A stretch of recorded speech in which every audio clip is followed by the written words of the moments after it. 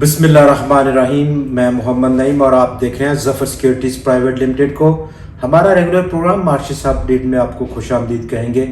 आज जहां पर कल की मार्केट में एक बॉटम लगा और 100x लगभग 39,500 पॉइंट्स की सतह पर हल्का सा स्टेबिलिटी दिखाई उसने आज, और ये स्टेबिलिटी आज हमने देखा कि पिकअप रहा वॉल्यूम्स में और नंबर ऑफ ट्रेडिंग स्क्रेप्स में, जबकि इंडेक्स ने 50 पॉइंट्स का गेन भी किया।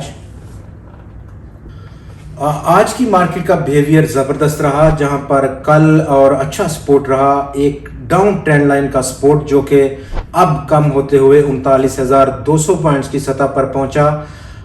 कल वॉल्यूम्स में इंतहाई कमी देखी गई, 2 साल की कम तरीन सतह, और आज बिल्कुल उसका अपोजिट रहा।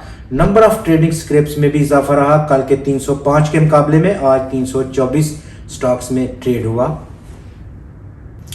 जी व्यूअर्स, इस वक्त जो सियासी सूरत हाल है वो काफ़ी भारी गुजर रही है स्टॉक मार्केट के सरमायाकारों के ऊपर, और काफ़ी लंबा ये पीरियड चला।